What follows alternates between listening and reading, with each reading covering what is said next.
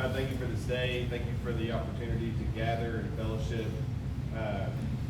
Pray your blessings on those of us that are here, those of us that aren't. Be with those who are sick and dealing with sick loved ones. Just place your hand on everyone in this club and everyone in this community. We ask that you guide us in everything that we do. Help us look for opportunities where we can serve and make an impact in our community for good. We thank you for those that serve us, those that protect us on a daily basis, our first responders. We thank you for our servicemen and women here and overseas. We ask your protection on them. And Lord, we ask for guidance and wisdom and discernment for those in leadership positions at our local, state, and federal level. Be with them, give them, open their eyes to see decisions that they can make that will better our world. We thank you for all the provisions you've given to us. Thank you for this food. As you bless our time this morning, bless our weekends. In Jesus' name, amen. Let's join the pledge. Pledge Allegiance to the flag of the United States of America and to the republic for which it stands, one nation under God, indivisible, with liberty and justice for all. All right, well, good morning. So, calendar has turned to September. It only means one thing, is that we're closer to Oktoberfest. So, October 2nd, Oktoberfest will happen. So on the sponsorship front, we were doing well, but we've got a couple opportunities, being the ticket booths and the beverage tents are still open. So from a high traffic visibility standpoint, those are two areas that a lot of people will be going to. So you have to have high tickets, and whether you want a beer, soft drink, or water, you have to go to the beverage tent. So if you've got anybody that would maybe be interested in those, please reach out and see if we can get that locked down. So that was a big opportunity for us right now, would be those areas of sponsorship. As far as planning and operational side of Oktoberfest, everything is progressing very well. The online ability to buy tickets and early entry, admission, and all that will be live very soon. Hopefully today, but maybe if not, first part of next week. So still, as we talked about last week, we do have someone helping us this year on the marketing side to really publicize the event larger than just our reach. So as you see posts from us or Oktoberfest Dallas, please like it, share it, comment to continue to promote the event. So October 2nd, also Sign Up Genius went out last week. It's still very open, so please, obviously without the help of you all, we cannot put this event on. So we need people to sell tickets and all the various items that are in the Sign Up Genius. So please take a look, help out when you can. We're trying to encourage, strongly recommend all members to at least do a 2-hour shift. So please take a look at that and sign up. As we always joke, we're a club that shows up, we don't sign up, but we really need you to sign up so we can all sleep a little better knowing that we're gonna have people there. So that is October 2nd. Next week, the 10th, Friday morning, we have our first Youth of the Month character counts. So that will be next week. Jimmy and I met with Principal Jones last week. Had a great meeting, kind of lined out the year, so we're looking forward to a great event there. Guest, going backwards, guest, yes, Mr. Boyd. All right, so Jeff Ritchie is here with us. Jeff has been in the community for a good number of years. Lived in White Rock Valley, recently moved up by the high school. Got 3 kiddos. He is the pastor of White Rock Fellowship, which is just down on Northwest Highway, just past the dark station. Jeff. Hey, welcome.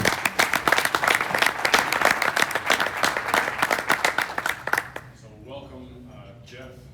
You're welcome anytime. So let's see.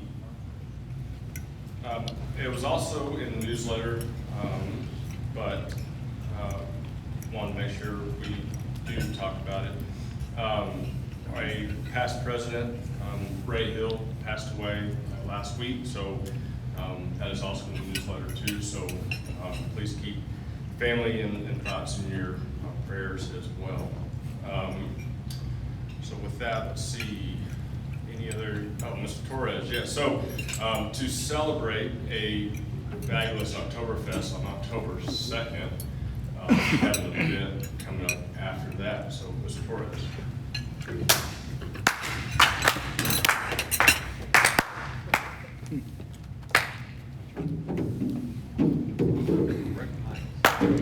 All right. Good morning, Lake Highlands. Good morning. So in my membership involvement seat, we've been talking about how do we get people engaged? How do we get people back out to the club that COVID has slowed the progress and our momentum?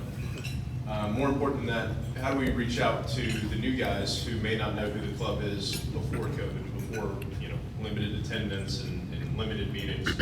So the groups got together and we've talked about different ways to do that. One of the ways will be October 6th. We thought it'd be good to not only have a members event, but also invite your spouses, your girlfriends, just not both. So we're gonna do it at on October 6th at OHB, Oktoberfest sponsor. We are planning on having the Cane Rosso pizza trailer out for dinner and obviously beer at the brewery. But a good way for us to meet in fellowship and community, but also to get the girls involved as well. That way, they don't think it's just us drinking together like we always do. So we can have them out, get them connected, show them who we are. So we'll post more information as we firm that up with Cane Rosso and OHB, but tentatively we're planning for October 6th with more details to come. So, thank you. TBD.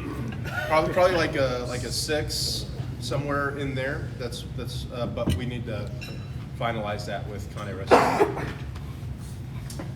Thank you, sir. Any other announcements? Oh, Michael, yes, come on up.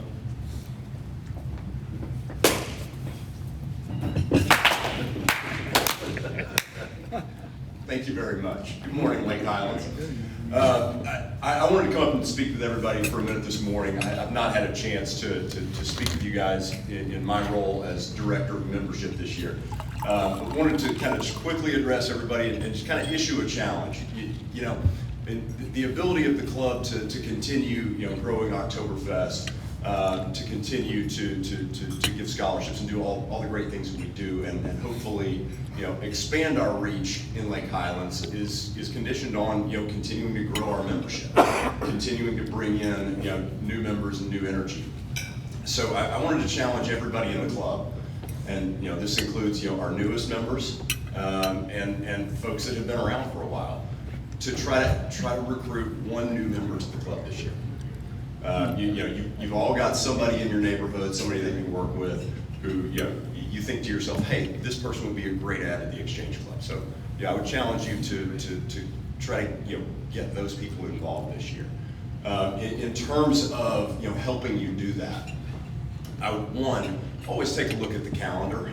Bill's doing a great job of bringing in great programs, and Rick does a great job of letting everybody know that. So keep an eye on that calendar, and when you see meetings come up, think to yourself, okay, who would be interested in coming to this meeting? And then secondly, we're going to put a little event together and give you guys a good opportunity to invite folks. So go ahead and grab your calendars. Wednesday evening, October 6th, at Oak Highlands, we're going to have a little event where your prospective members can come out and meet the membership. They could bring their significant other if they'd like. I think we're going to have Cane Rosso out there to cater it. So October 6th, member happy hour, Oktoberfest celebration, and potential new member event. So put that on your calendars and go ahead and be thinking about who you're going to invite out there. Thank you, guys. What time? TBD, thinking around 6 maybe. So I know that obviously someone may be thinking that's a lot for a span of a few days between Oktoberfest and this. What we're trying to capitalize on is the momentum out of Oktoberfest. So typically at our tent, we have a decent number of people that come by and want to learn more about James Club. And you know, the goal there is to promote at Oktoberfest the event on October 6th, to come out and capitalize on a audience of Oktoberfest to then come back out. So that's why the timing. So with that, I look forward to a really good event on October 6th. Any other announcements that I missed? All right, I'll invite Mr. Boyd up for the program this morning.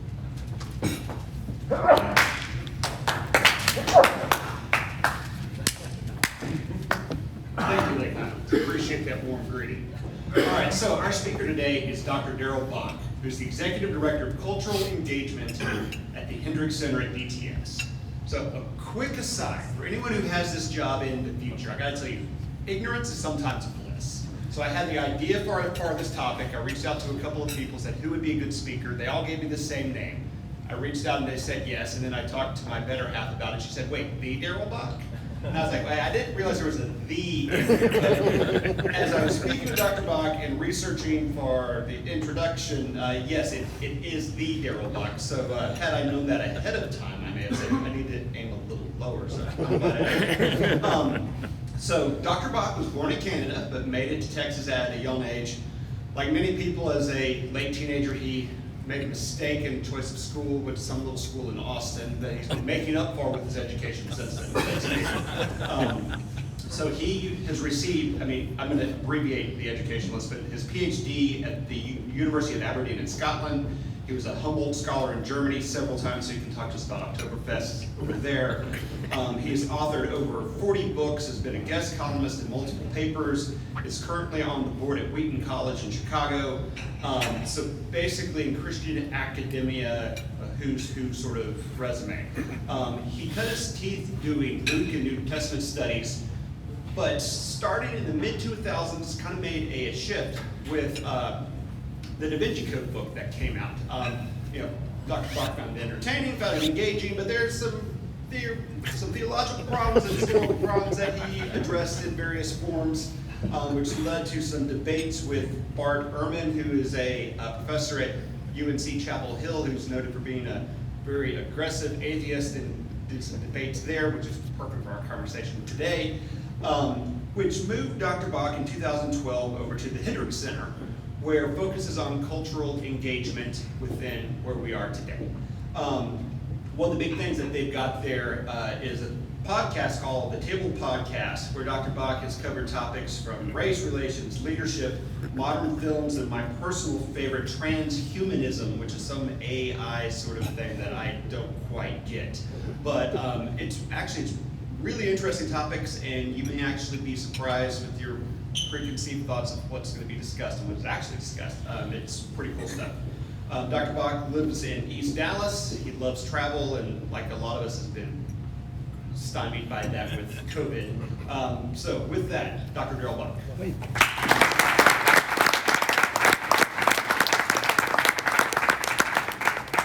Good morning, Lake Highlands. It's a real pleasure to be with you. I'm enjoying the way in which you greet your own members. That's just such a clever way to acknowledge their life. So it was exciting. And then to hear you all do Oktoberfest, this must be a great organization. Because I lived in Germany for a year, 4 separate times. Oktoberfest takes about 6 weeks in Germany. You all managed to do it in one day. That's just incredibly impressive.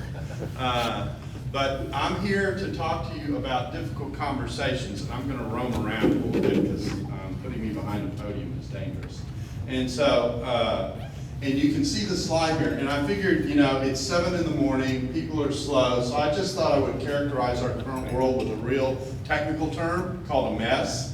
And don't think about that too hard, but if you think through what we're going through, a real pluralistic shift, there's another talk that I give that's about the sociology of where we are, and to put it bluntly, there are more of us, but we're more tightly connected than we've ever been. So the world is both bigger and smaller at the same time. And we've been coping with that as a society for quite some time. It's actually produced some of the generational difference that we see, because people who are my age, you guys were talking about salt and pepper in your hair. Okay, well, you get around long enough and you get to where I am, and there's no pepper, it's just all salt. So anyway, so you think about the difference between the older generation, for whom many of the conversations that were a given for younger people growing up were basically abstract conversations because we were more monocultural. That change has challenged everybody, and is something we're still very much coping with. So you've got the pluralism, you've got, of course, the pandemic, everything is, BC used to mean before Christ, now it means before COVID. And so, so you're thinking through the pandemic and what that has meant, and then we've got all kinds of problems tied to race, violence, political divides, cultural wars. And again, I use a theological concept here. This is no surprise. We live in a fallen, imperfect world. We're not the people we aspire to be lots of times. And as a result, things are dysfunctional, they're a mess. And so you end up in conversations that are complicated because people are seeing the world and what's around them with different lenses. I tell people that all conversations that we have are complex. So I want to talk about how to turn difficult conversations into profitable ones. Now, the first time I gave this talk was right after the 2016 election to a group of politicians made up of various parties. Okay, so just think about what that audience was like. And when it was all done, in the question and answer time, someone raised their hand and they said to me, "I think you just helped me with my marriage and not just with my politics." And I said, "Yeah, this is a twofer." So if you end up thinking about, our public square, but you also think about how you function in your home or with your kids, particularly teenagers, that kind of thing, this is where we're trying to go with what we're going to do. So let's talk about how we talk, and I have a passage, it's one verse out of the New Testament that really says this very, very nicely. It says, "Be quick to hear, slow to speak, and slow to anger, because the anger of man does not accomplish the righteousness of God." It's James 1:19 and 20. And so everything I'm going to say is kind of an application of that idea. So I want to talk about the way in which conversations work. All important conversations involve, and this is the only technical term I'm going to give you because, like I said, it's early in the morning. The word triphonics. Okay, now I'm going to reach back. Some of you will get this. For those of you who are under 35, just hang with me, okay? All right? There used to be a thing called quadraphonic sound, all right? Quadraphonic sound was, this elaborate speaker setup in which you had 4 speakers coming at you, dividing up the music, the track, or whatever it was. This is after the vinyl thing that used to go around like this, okay? All right? And in the midst of that sound, the way in which that sound mixes together, gives depth to what it is that you're listening to. And so it was, it was the way to listen to music at one point. Well, this is a variation on that. This is triphonics. It's that every conversation that we have operates at 3 levels simultaneously. You can separate them out in thinking about them, but they're actually interacting with each other in any significant conversation that we have. First, there's the topic that you're talking about, and everyone gets riveted into that layer, because whatever it is that you're talking about. And then there's the lens that we use to assess what it is that is in front of us. And this is not a difficult concept. All I have to do is say CNN and Fox, and you immediately get what I'm talking about. They're looking at the same thing, but what they're saying about what they're seeing in front of them is very, very different because of the lenses that they use. And then the third layer, and this is the one that's the most hidden, is the way in which my identity is wrapped up in whatever it is that we're discussing. So let me illustrate this for you. I was given a gift when I was born. It was the ability, in my mind, to multitask. Okay? So I can do more than one thing at once. I can look at a computer screen and conduct a conversation with someone without actually moving my head. Okay? So they're coming at me from the side or whatever, and I'm engaging with them, and I'm paying attention to what's in front of me, and at the same time, I'm engaging this. I honed this skill as a child. Okay, because I used to listen to multiple sporting events at the same time, which drove my mother crazy. And she would say, that's such racket, turn one of those things off. And I said, but I know what's going on in each one of them, and she'd test me. Okay, and then she didn't like the answer. And so I learned, developed this ability to multitask. Well, unfortunately, I multitask in front of my wife sometimes. Okay, so I've got this screen in front of me that I'm interacting with, right? And she's right there, and she's having a conversation with me, and and she will say to me, "You're not listening to me." Okay, now I've just entered into a difficult conversation. Okay, and as I'm entering into this difficult conversation, I now have a choice, and the choice that I have is that I can defend my gift. Okay, my ability to multitask, and I can repeat to her virtually word for word what it is that she's just said to me, which is a proof that I actually was listening. Okay? Now, you all can guess how well that works. Okay? All right? Because there's actually something else going on in that exchange. What's going on in that exchange is not just whatever it is that she's talking to me about. She's actually doing something that we used to do with our kids when they were growing up, because we used to say to them when we wanted to communicate something significant, we used to do this, look in my eyes, right? Okay? Because what I was communicating to her is that whatever was in front of me on that screen was far more important than any attention I could give to her about what she was talking to me about. And that is an identity issue, that is not a topic issue. And that's the way difficult conversations work. And what I tell people is that the topic that you're talking about is normally the frosting on the cake in that conversation. That what is going on in the dynamics that happens between you and someone else in a significant conversation is what's going on subterranean, what's going on underneath the frosting, what's going on underneath the topic.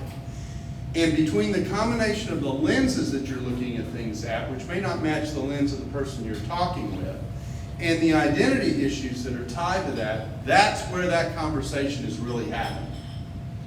And so it's important to understand that that's part of the dynamic of what's going on. And sometimes it takes a little work to figure out what's actually happening in this conversation, and what's actually driving it, and what makes it work and what makes it fail. So that's just a little thing to remember. Triphonics, the 3 levels of conversation and the way in which they work, and getting in a position to be able to handle that well is important in engaging in conversations. So I've just illustrated the dynamics and the choices that triphonics, that a conversation leads us. The more I'm interested in connecting with the person that I'm having the conversation with, the better the chances of having a good conversation. What I'm saying to you is that conversations are not just about what, I'm going to use an old illustration again, what Jack Webb used to say, just the facts, just the facts. Okay? There's something more significant going on in the conversations that we have than just what's being talked about on the surface. So the first question I want to ask as we think about conversation, ask what kind of listener you are. Okay? And there are really only 2 options. Okay? There's what I call the rebutter debater. Okay, do I have any lawyers in the room? Okay, because that's a pre-qualification for being a lawyer, that top layer, that rebutter debater. Okay, this is the person who, when they're engaged in a conversation, is concentrating less on listening to what it is that's being said as they are formulating their response. Okay, and so it's real quick to see if you're quick to hear, because if you're in the business of formulating a response and rebutting and simply defending your position, then you are in what I call the rebutter debater class. And unfortunately, most men, okay, talk about an inherent gift that they were born with. Okay, this is one of those things that we tend to be born with. The second is to be a listener. A test of seeing whether you're a listener is whether when someone said something to you, particularly if it's controversial, if you can say it back to them and ask for permission to do this, I say, let me put this in different words and see if I'm hearing you. And you put it in different words back to them, and if they say, yep, you got what I said, that's important. And now I'm going to give you a distinction. This may be the most important thing I say all day. And that is, there's a difference between seeking to understand someone and agreeing with them. We often mix the two. And so the first goal in any difficult conversation is, first of all, to see if you're playing on the same field and if you're understanding one another, where each of you are coming from. Then you're in a much better place to actually discuss and engage on what the differences might be. But if I don't make the effort and take the step to listen and hear where someone else is coming from, and I just dig in, the chances of our talking past one another go up exponentially. And so that's a real challenge, and it takes discipline to become a good listener.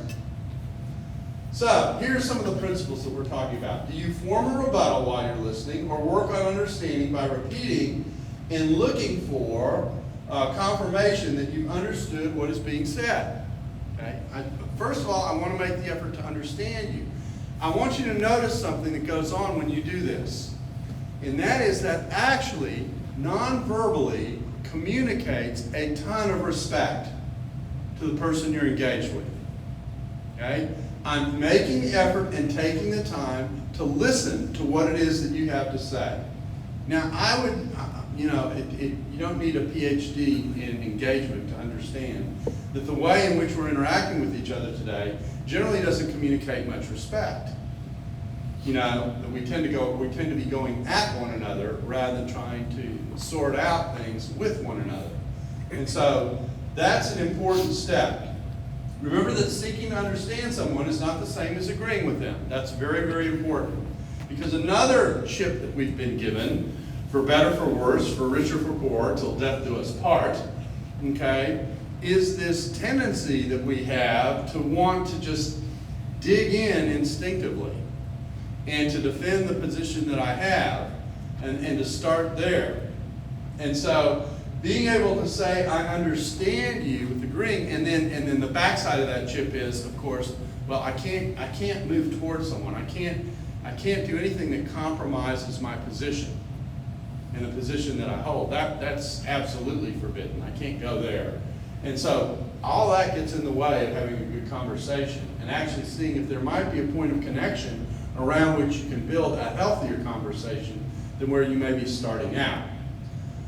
Don't forget that pursuing this listening communicates terrific respect. I care enough about what you are saying to me to make the effort to be sure I understand what it is you're trying to say to me. What that does is that opens a door. That opens a door potentially to the person on the other side, because if you show them that kind of respect and deference, that opens up the possibility of them doing the same back to you. So it's a very, very important dynamic that we're talking about. So let me talk about 5 things that we do to sabotage conversations. Now, I should be able to go through this in about 5 minutes, because all I have to say is just turn on your TV and watch, and you will see all 5 of these things, sometimes all 5 simultaneously. Okay? Because we do a lot of things that sabotage conversations in the exchanges that we have. And here are 5 red lights. Here are 5 things we do in our conversations that undercut them. The first is what I call the quick confession and pivot. Now, pivot's actually a technical term I learned from a public relations person. Okay, I'm in the public square a lot, I get interviewed a lot, that kind of thing. And when you get asked a question that you really don't want to answer because it's put a finger on something where your position is weak or problematic, there are really 2 ways to handle it. One is to do what tends to happen now, which is just to ignore the question. Okay? Just pivot as quick as you can and change the subject. Okay? But the more subtle way to do it is to have a quick acknowledgement of the question and then pivot as fast as you can. So this is what I call the quick confession and pivot. Someone mentions something that leaves you a little bit vulnerable and exposed. You actually know that in your soul, but you're not about to admit it because of that compromise thing I talked about earlier, and you can't give up any space because you're fighting for turf. And in the midst of that, you make your quick confession and then you turn it around. And so this is the sentence that says, yes, but. Okay? And what happens when that happens? What happens is that what the person has raised for you is on the front end of that sentence, and what you want to get to is on the back end of that sentence, which means you're talking past one another.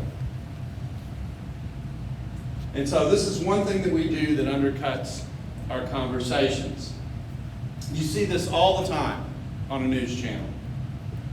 Second one is what I call demonization. My more vivid name for this is exorcism. Okay? This is is conversation by labels. This is what happens in most of our political ads. Most of our political ads are designed to label someone, put a label on them, and then by putting a label on them, basically communicating there is nothing you need to hear from this person because this is who they are. Okay? Demonization, exorcism. And what's interesting about exorcism is it's an equal opportunity employer. Okay? It doesn't make any difference whether you're on the left or the right politically. Everybody uses this in one way or another. And the reason I call it an exorcism is because you flash the word, whatever the label is, and then you do this.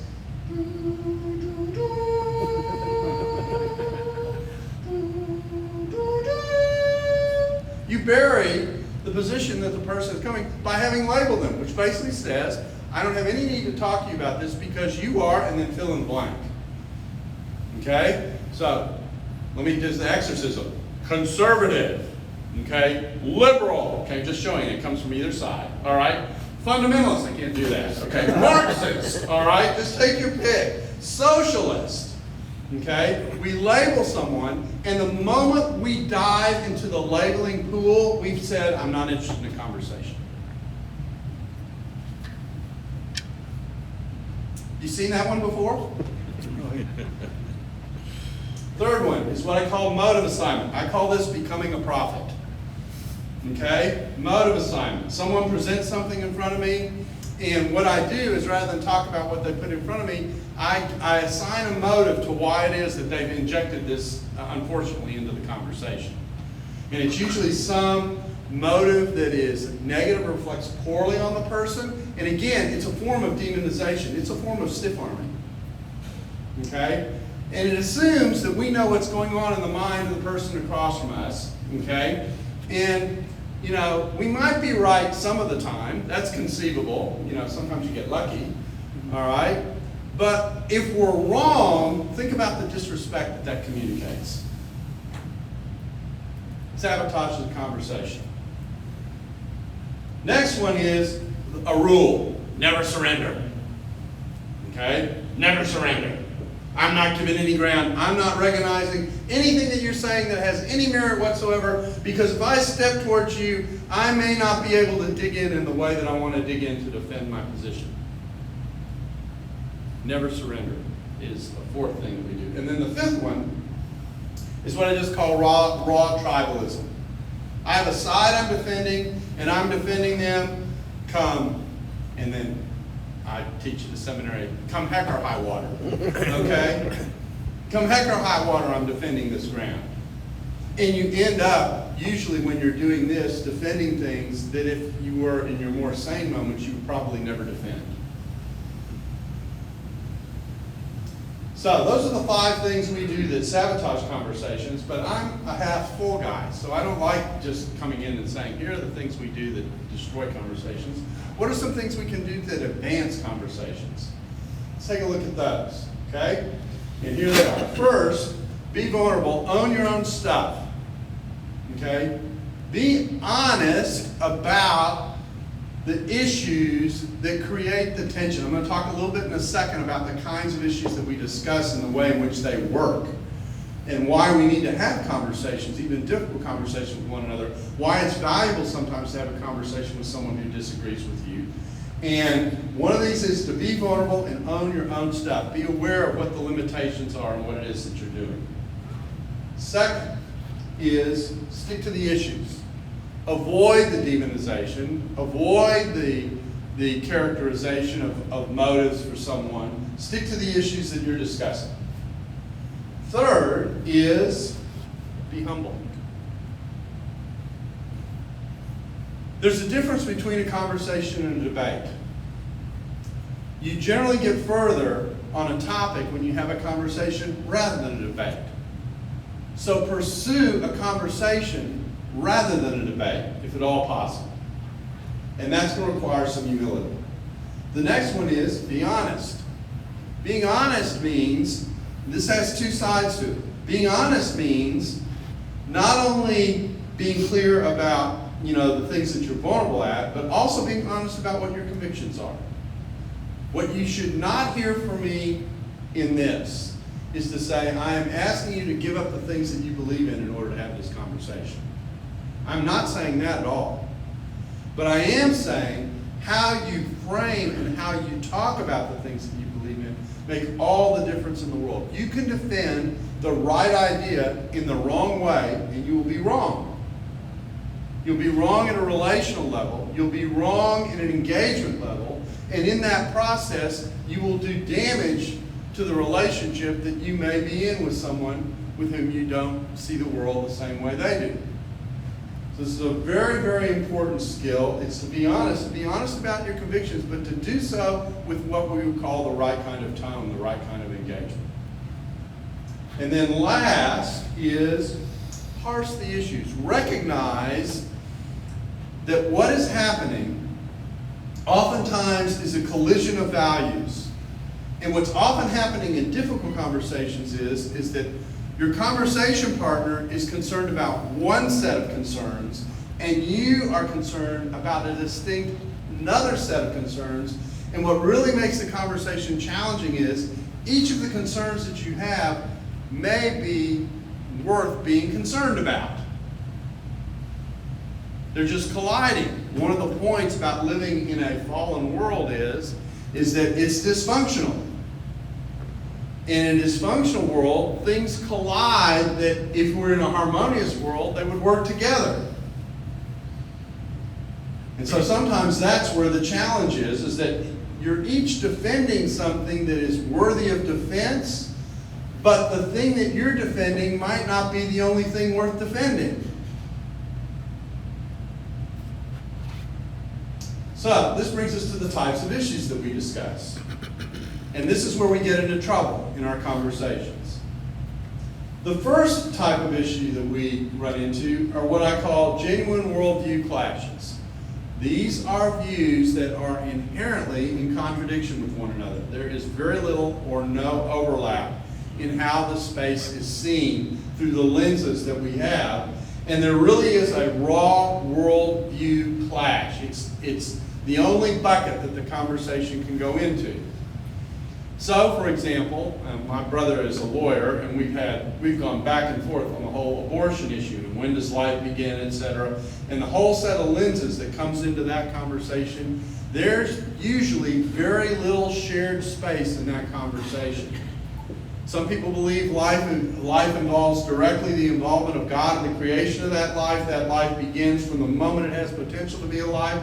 And another person is defining life in very secular, materialistic, I'm being descriptive here, secular materialistic terms in which it comes to the point in which that life has its own independent viability.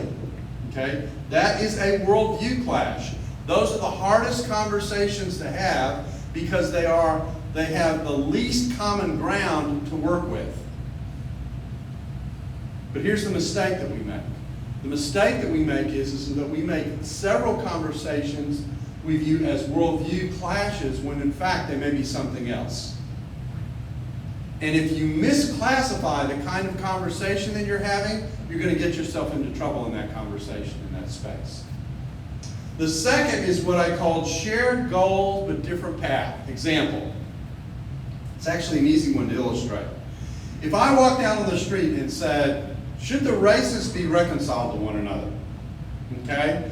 We'd get poll numbers so high that most politicians would say, man, I'd like that number.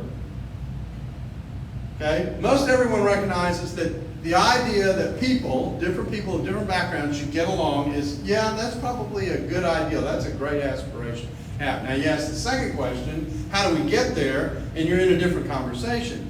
But at least you share the goal. At least you're aiming at the same target. You may be taking a different highway to try and get there, but you have something that's shared between you to pursue as an aspiration. That's an easier conversation than a worldview clash. Okay, so those are two of the groups, but I'm here to submit to you that it is the third type that is the most common. And it is the third type that we are swinging and missing on in our culture. And here it is. It is that there are solid values that are in conflict with one another. That each side is defending something worth defending. But what each side is doing in that conversation is they're cherry picking. They are, one side wants to defend one thing and the other side wants to defend the other thing, and this side doesn't want to recognize the thing that that side is defending and vice versa. And look what that does. If I have two values that collide or clash because I live in a dysfunctional world, and I only acknowledge one of those as legitimate, I never have the discussion I really need to have, which is this. How do we balance those two things in relationship to each other? What is the way in which this ought to align with that so that we get some sense of balance about what it is that we're talking about versus simply choosing and battling it out, duking it out. In a good conversation where you're doing listening, you're hoping to find what those clashing values are, and you're moving towards having a conversation about what should the balance be between these two things. I dare submit to you that most of our conversations, particularly in the political sphere, actually represent this challenge. Let me take one that's easy, or that should be easy, but that hasn't been in the last year. Masks. Okay? Masks. Think about the values that are colliding. The person who does not want to wear a mask is arguing for their independent right and the right of their conscience in many cases. That's what they're arguing for. The person who is saying be masked is concerned about the effect of not masking on other people around them and or their own protection of their own families. If you're on a church staff right now, one of the most difficult questions that you're having to answer as a church staff is, what do I tell my congregation in order to protect those children who are under 12, who can't get vaccinated, and are vulnerable to this pandemic that we're a part of? And your immediate logic would be, well, yeah, we probably should do everything we can to protect those vulnerable 12 and unders. But the flip side of it is, what gives you the right to tell me how I'm supposed to do this? And you're in this push and pull between values that in most cases we might identify with both parts of what's going on. And the question is, how do I balance those two things? And how should people think about the balance of those two things? That's the conversation we need to have. But that's the conversation we're often slow to enter into. So that's an example of the type of thing. And my premise is most of our public square political conversations operate in that sphere. Each side is defending a certain value which, considered independently and pulled out of the political sphere alone, we might actually want to defend. But the question is, how do I balance? How do I parse? How do I relate and align those two things to one another? And if each side is defending the value it holds dear and is minimizing the value that they're being challenged with, you never have the discussion that you need to have, which is, how do I balance these two things? You never go there. And everybody gets hurt by not walking into a space that we probably need to be walking into on a more regular basis. So here's what I'm saying. Learn to recognize that we all make judgments about what to prioritize, and that many issues, it's our core identity that's driving the choices that we make. There's something about our identity or what we identify with or who we identify with that's causing us to hold on to what we hold on to and to be slow perhaps to hear what someone else is saying. Listening helps us see what is driving someone else and makes for a better conversation. listening will help not only help you see what might be driving someone else, and they might even be a value that you actually do appreciate if you dig for it. But it also sometimes helps you to understand what your own values are and what's driving you in the conversation as well, in the give and take. That can be helpful. And then third, this kind of engagement builds respect and trust. It makes for better conversations, just by the dynamic that it creates. So our goal is to figure out, how do we pursue a common life in the world with people different from us? We've got to face up to the pluralism that we live in the world with as we share space together. And our goal should be to figure out a way to get along. Now, sometimes that's hard. Those conversations aren't easy. There are real differences. I'm not talking about papering over any of that, but how we have that conversation, the tone with which we do it, the respect that we communicate in the engagement, sometimes is as important as whatever it is we might be defending. So with that, I'm done. That was quick and dirty, I think. And my hope is that you'll have successful, difficult conversations, and that the communique that comes out of those conversations doesn't read like this.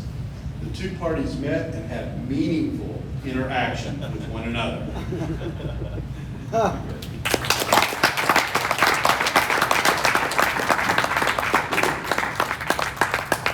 Dr. Bock, thank you very much for being here. A little small token of our appreciation for you. Oh, well, thank you. Okay, great, thanks. Absolutely. So great to see everybody this morning. So remember, October 2nd, Oktoberfest, sign up to volunteer, please. Followed by our event on October 6th. Jeff, thanks for being here this morning. I'm sure Michael will be in touch. And at the same time, what Michael said is yes, how we continue to grow this club is by inviting new members to be a part. So please continue to do so. Any other announcements by any time? Mr. Terry? My country 'tis of thee, sweet land of liberty, of thee I sing. Land where my fathers died, land of thy pilgrim's pride, from every mountainside, let freedom